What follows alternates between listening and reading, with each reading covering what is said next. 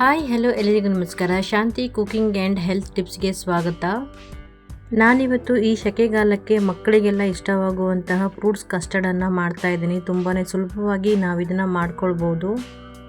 ಬನ್ನಿ ಹಾಗಿದ್ರೆ ಇದನ್ನ ಹೇಗೆ ಮಾಡೋದು ಅಂತ ನೋಡೋಣ. ಅದಕ್ಕಿಂತ ಮೊದಲು ಯಾರೆಲ್ಲ ನಮ್ಮ ಚಾನಲ್ನ ನೋಡ್ತಾ ಇದ್ದೀರಾ ಪ್ಲೀಸ್ ಲೈಕ್ ಆ್ಯಂಡ್ ಸಬ್ಸ್ಕ್ರೈಬ್ ಮಾಡಿ ಆ್ಯಂಡ್ ಸಪೋರ್ಟ್ ಮಾಡಿ.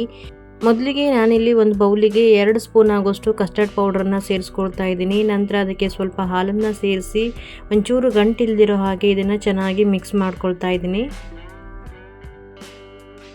ನಂತರ ಒಂದು ಪಾತ್ರೆಗೆ ಸುಮಾರು ಅರ್ಧ ಲೀಟರ್ ಆಗುವಷ್ಟು ನಂದಿನಿ ಹಾಲನ್ನು ಸೇರಿಸ್ಕೊಳ್ತಾ ಇದ್ದೀನಿ. ಹಾಲನ್ನು ಸೇರಿಸ್ಕೊಂಡ ನಂತರ ಮತ್ತೆ ನೀರನ್ನು ಸೇರಿಸ್ಕೊಳ್ಬಾರ್ದು, ಯಾಕಂತಂದರೆ ತುಂಬ ಗಟ್ಟಿಯಾಗಿ ಇರಬೇಕು, ಹಾಲು ತೆಳುವಾಗಿರಬಾರ್ದು. ನಂದಿನಿ ಆರೆಂಜ್ ಕಲರ್ ಪ್ಯಾಕೆಟ್ ಇದ್ದರೆ ತುಂಬ ಒಳ್ಳೆಯದು, ಯಾಕಂತಂದರೆ ಆರೆಂಜ್ ಕಲರ್ ಮಿಲ್ಕ್ ಪ್ಯಾಕೆಟ್ ಸ್ವಲ್ಪ ಗಟ್ಟಿ ಹಾಲಿರುತ್ತೆ, ಅದಕ್ಕೋಸ್ಕರ. ಕಾಯಿಸಕ್ಕಿಟ್ಟಿರುವಂತಹ ಹಾಲು ಚೆನ್ನಾಗಿ ಕಾದ ನಂತರ ಇದಕ್ಕೆ ಇವಾಗ ನಾನು 1 ಕಪ್ ಆಗುವಷ್ಟು ಸಕ್ಕರೆನ ಸೇರಿಸ್ಕೊಳ್ತಾ ಇದ್ದೀನಿ. ನಿಮಗೇನಾದರೂ ಜಾಸ್ತಿ ಸ್ವೀಟ್ ಬೇಕು ಅಂತಂದರೆ ನೀವು ಬೇಕಿದ್ರೆ ಇನ್ನೊಂದು ಅರ್ಧ ಕಪ್ ಆಗುವಷ್ಟು ಸಕ್ಕರೆನ ಸೇರಿಸ್ಕೊಳ್ಬೋದು.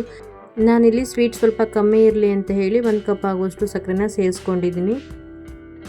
ಸೇರಿಸ್ಕೊಂಡಿರುವಂತಹ ಸಕ್ಕರೆ ಎಲ್ಲ ಕರಗಬೇಕು, ಅಲ್ಲಿವರೆಗೂ ಇದನ್ನು ಚೆನ್ನಾಗಿ ಕುದಿಸ್ಕೊಳ್ತಾ ಇದ್ದೀನಿ.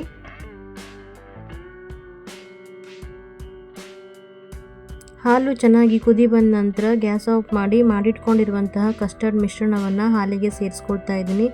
ನಂತರ ಇದನ್ನು ಸ್ಪೂನಿಂದ ನಿಧಾನಕ್ಕೆ ತಿರುಗಿಸ್ತಾನೆ ಇರಬೇಕು. ತಿರುಗಿಸ್ತಾ ಇದು ಸ್ವಲ್ಪ ದಪ್ಪ ಆಗ್ತಾ ಬರುತ್ತೆ. ನೋಡಿ, ಈ ರೀತಿಯಾಗಿ ದಪ್ಪವಾಗಿ ಬರುತ್ತೆ.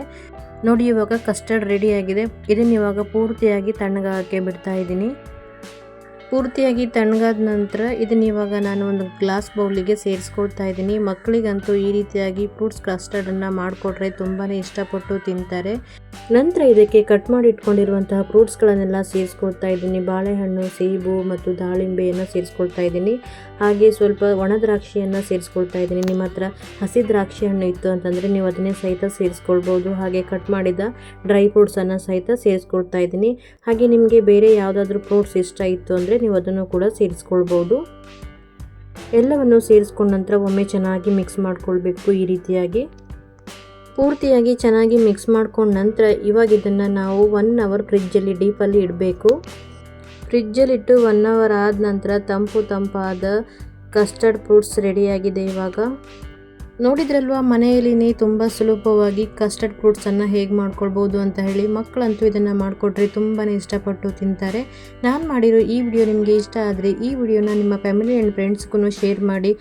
ಹಾಗೆ ಯಾರೆಲ್ಲ ಈ ವಿಡಿಯೋ ನೋಡ್ತಾ ಇದ್ದೀರಾ ಪ್ಲೀಸ್ ಲೈಕ್ ಆ್ಯಂಡ್ ಕಮೆಂಟ್ ಮಾಡಿ ಆ್ಯಂಡ್ ಸಪೋರ್ಟ್ ಮಾಡಿ. ಬಾಯ್, ಹ್ಯಾಪಿ ಕುಕಿಂಗ್.